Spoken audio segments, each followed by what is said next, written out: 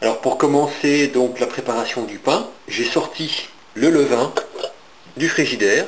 Donc il était positionné vers le bas dans un compartiment du bas du frigidaire. Donc ça dépend, des fois je le sors la veille au soir. Là je viens de le sortir. Je vais le mettre au four, donc à thermostat 0,5 pendant 15 minutes. Voilà, j'enclenche le compte à rebours pour 15 minutes et je positionne le levain au four à thermostat 0,5. Donc voilà mon levain en place. Je précise que je n'ai pas fermé le bocal hermétiquement, donc j'ai juste repositionné le couvercle sur le bocal. Et pendant toute la durée de la mise à température, eh bien je laisse la porte entrebâillée pour permettre une circulation d'air et pour éviter que la température ne s'élève de trop dans l'enceinte du four. Voilà, donc le premier quart d'heure est passé. Maintenant, je vais alimenter le levain avec 40 g de farine type 110, auquel j'ajoute 40 g d'eau. Voilà, 40 et 40, 80. Je mélange.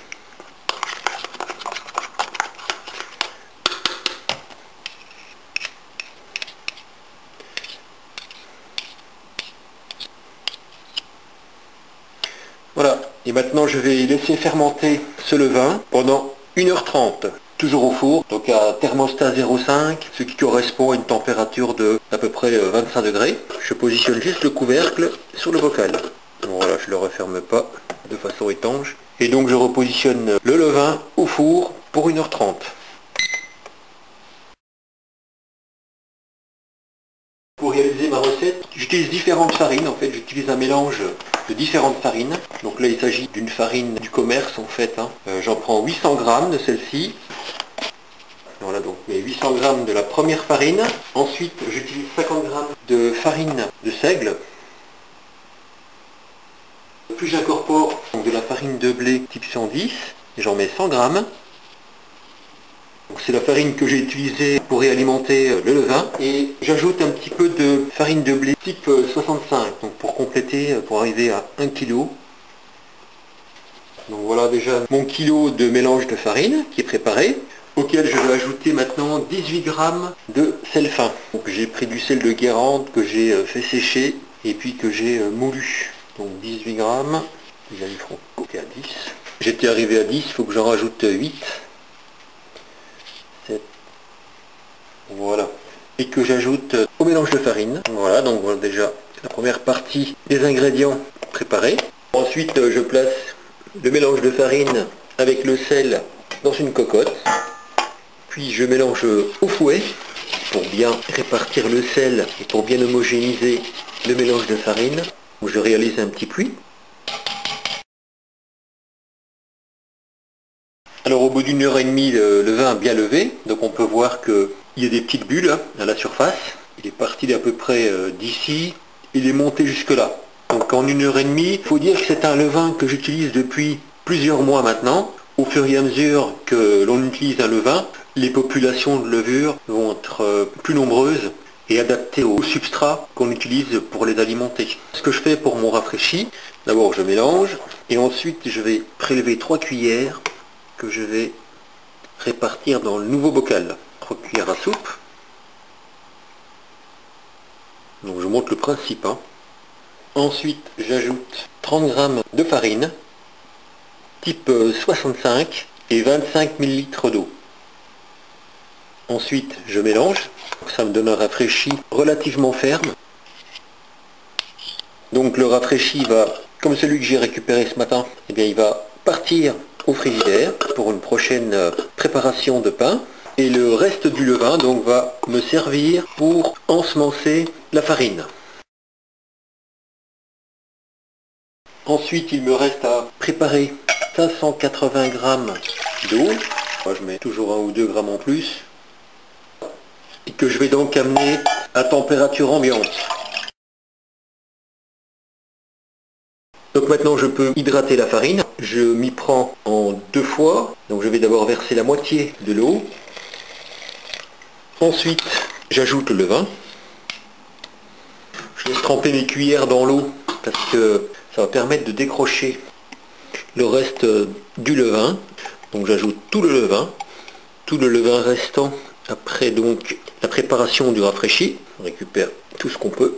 J'en profite pour faire un peu la vaisselle des cuillères et pour déverser l'eau dans le bocal. C'est juste pour récupérer le maximum de levain que j'ajoute à la farine. Et puis je vais incorporer 2 cuillères à soupe d'huile de tournesol. 1 et 2. Je mélange. On va dire que c'est le pétrissage. J'effectue ce pétrissage sur à peu près 5 minutes. Alors voici ce qu'on obtient après 5 minutes de pétrissage. La pâte est presque homogénéisée. Donc je commence à réaliser une boule. Ensuite, je repositionne le couvercle.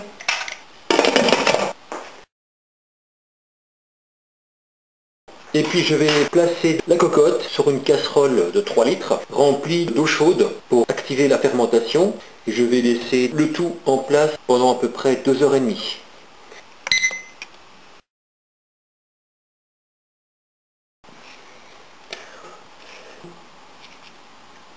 Donc à cette étape de la préparation du pain, on va constater déjà que la pâte a levé, mais pas beaucoup. Depuis un certain temps que je réalise cette recette, au premier pliage, la pâte n'a pas nécessairement beaucoup levé. Et pourtant, elle a reposé presque 3 heures, 2h45 minutes. C'est pas grave. À ce stade-là, eh bien, je vais déjà effectuer un premier pliage. Alors pour la détacher, je mets un tout petit peu de farine autour. Voilà, je mets pas trop de farine sur mon plan de travail. Et j'utilise maintenant une corne à pâtisser pour décrocher la pâte sur son périmètre. Donc je pousse la corne à pâtisser. Elle forme un pli avec le rebord de la cocotte. Ça me permet de décoller plus facilement la pâte avant de la retourner. Voilà. Donc j'ai toujours un tout petit peu de pâte qui colle au fond. Ça c'est pas difficile à récupérer. Maintenant je vais faire les pliages. Donc pour réaliser les pliages de la pâte, donc je mets mes doigts sous la pâte et je l'étire. Voilà, donc ça, à la première opération de pliage, c'est relativement facile. Donc je l'étends tout de même assez bien. Et puis je replie, je fais un rabat, la pâte en deux. Et puis après je la tourne et je réalise l'opération 4 fois en tout. Voilà, donc là on a encore la pâte qui s'est bien allongée. Voilà, deuxième pliage, et je referme à chaque fois. Je soude l'extrémité de la pâte pour conserver ces cavités, ces poches d'air, parce qu'en fait les cavités sont principalement des poches de gaz et des poches d'air. Voilà, et au fur et à mesure qu'on va étendre la pâte, elle va devenir de moins en moins élastique. Le pain va conserver de plus en plus sa forme. La pâte ne va pas s'affaisser sur elle-même. Alors troisième pliage, hop, voilà, je soude l'extrémité. Voilà, donc là je commence déjà à ressentir une difficulté pour étirer la pâte. Il faut insister un peu. Et voilà, un tout petit peu de farine pour me permettre de ramener les bords qui sont sur le côté en dessous de la pâte pour former une boule. Voilà, on voit que la pâte commence déjà à se tenir, hein, elle est relativement ferme déjà. Voilà, et je repositionne la boule dans la cocotte. Je vais la remettre donc sur la casserole pour à peu près 1h30, 1h15. Je positionne la casserole de 3 litres avec de l'eau chaude, hein, donc jusqu'à peu près 2 cm du bord. Il faut qu'elle soit quand même relativement chaude. Il faut qu'on puisse tout de même laisser le doigt dans l'eau, il ne faut pas que ce soit trop chaud non plus. Et puis ensuite, je positionne la cocotte dessus. 1h45 plus tard, donc on voit que comparativement à la première fois, la pâte a beaucoup mieux levé. Il faut un certain temps pour que les levures reprennent leur cycle enzymatique. Voilà, donc maintenant je vais effectuer le deuxième pliage. J'ai mis un petit peu de farine sur le plan de travail. Je la retourne. Hop, voilà, on voit qu'elle est quand même belle, hein. Mais au deuxième pliage, je trouve qu'elle est encore assez souple. Voilà, elle n'est pas très ferme. Mais qu'importe, hein, c'est ce que je fais. Je vais malgré tout procéder encore au pliage.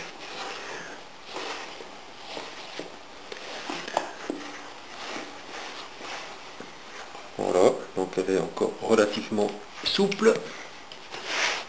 mais on voit elle est déjà plus gonflée. Je lui fais un petit peu frénétiquement là pour la détendre.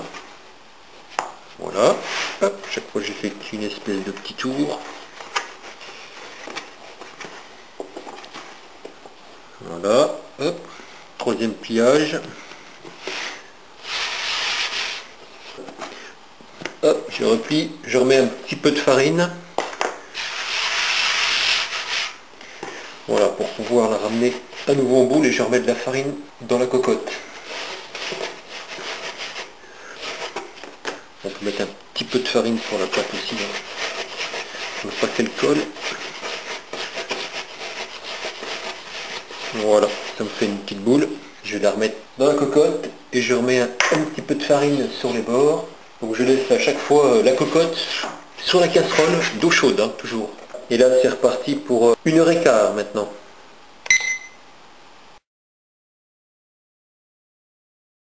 Voilà, donc on a encore la pâte qui a bien levé. Enfin, il y a juste un seul pliage dans cette étape.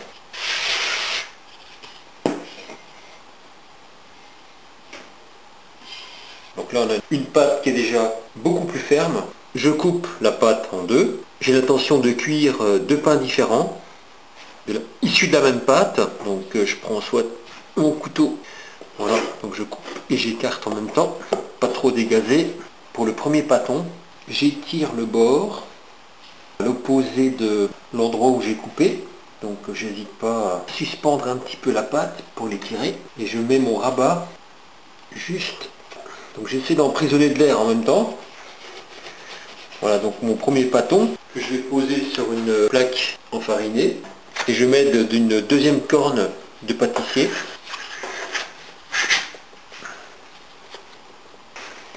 Je vais étirer la pâte comme ça, donc je la secoue légèrement. Hop, et je ramène le rabat.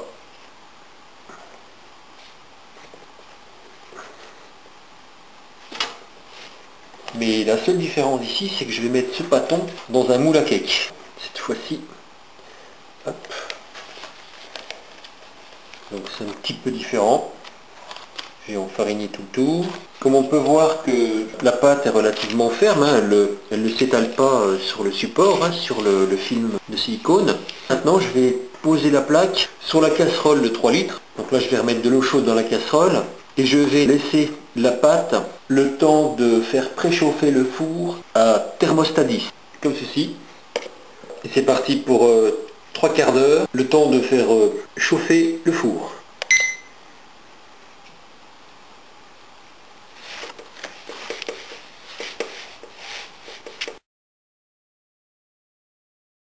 Donc après 45 minutes de pause, eh bien on voit que les deux pâtons ont finalement bien levé, hein, ils se sont bien comportés, ils ont bien conservé leur forme. Voilà, donc maintenant le four est prêt, donc il est à température, hein, thermostat 10, c'est 240 degrés. Donc je vais enfourner maintenant les deux pâtons, troisième niveau, en partant du haut, pendant 5 minutes. C'est parti. Donc voilà le troisième niveau, en commençant par le haut. J'ai mis la grille en bas avec une feuille alu. Ça permet d'éviter d'avoir une croûte trop cuite à la base. Les 5 minutes sont passées, j'ai réduit le thermostat à 9 et j'enclenche pour 17 minutes. Donc pour l'instant, je ne touche à rien. Donc j'ai juste baissé le thermostat de 10 à 9 après 5 minutes de cuisson.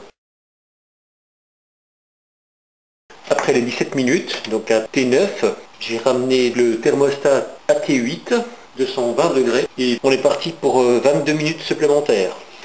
Donc je vais déjà vérifier l'état du pain, puisqu'en fait ça dépend du four de chacun, hein. Voilà, donc là on a déjà une belle croûte bien cuite, et pour éviter que ça noircisse de trop, eh bien j'applique une feuille par-dessus, une feuille alu doublée en fait. Je repositionne comme ceci le film alu sur la partie supérieure des pains. Et on est parti pour les 19 à 20 minutes restantes à T8. Voilà la cuisson terminée.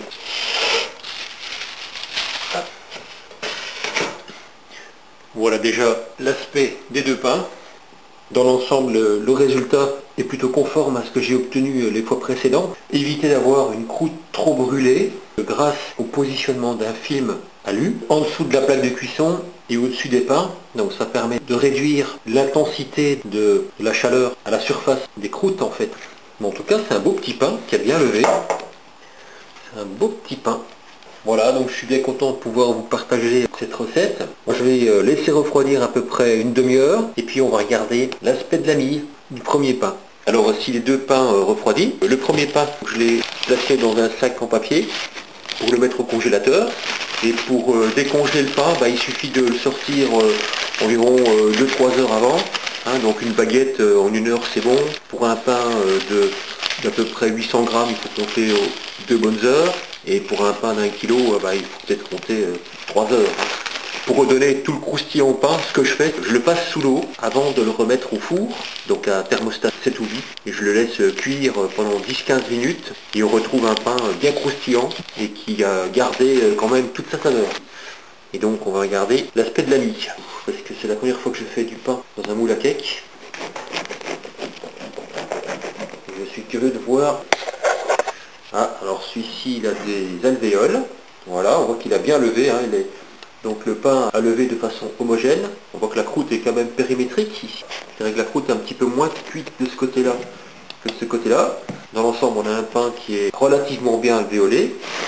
On va regarder un petit peu plus loin, il faut se dire que celui-là je l'ai comprimé un petit peu dans le moule, j'ai peut-être mis un petit peu trop de pâte par rapport à la dimension du moule.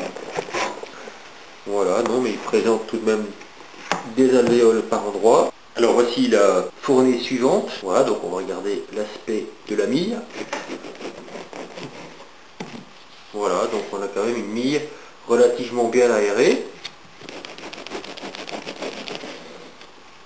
Voilà, donc on a tout de même des petites cavités, des alvéoles.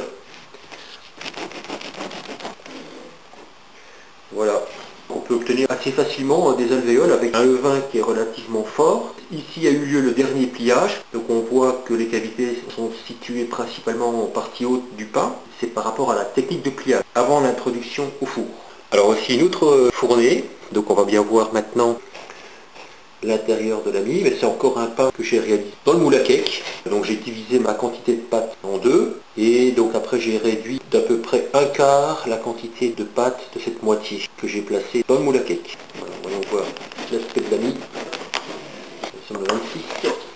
Voilà, donc on a encore une fois une belle mie, bien homogène, avec une croûte périmétrique. Là où c'est moins cuit, c'est parce que c'était à côté de l'autre pain, orienté vers le centre du lèche frite. On a encore un pain bien aéré. Voilà, donc on a un pain qui est quand même relativement bien structuré, bien aéré et homogène. Donc personnellement, je préfère des pains qui sont placés directement sur plaque, mais j'ai une petite difficulté à éviter la carbonisation de la base du pain. Une fois qu'on a stabilisé son levain et qu'on conserve les mêmes proportions, à peu près les mêmes proportions de farine, eh bien on peut reproduire une recette de façon assez fidèle. J'espère que cette vidéo vous mettra en confiance pour pouvoir réaliser vos propres pains. On voit que le temps de préparation n'est pas tellement important, c'est juste la durée des maturations qui font qu'il faut un certain temps pour réaliser du pain. Quand on réalise un pain à partir de 7-8 heures du matin, eh bien on peut finaliser son pain dans l'après-midi. Si on veut du pain plus tôt, il faut malheureusement se lever plus tôt. Voilà, donc ainsi s'achève cette vidéo. Merci de l'avoir visionnée. J'espère que cette recette vous donnera la possibilité de réaliser des pains plus alvéolés. Et puis moi je vous dis donc à très bientôt pour de prochaines vidéos.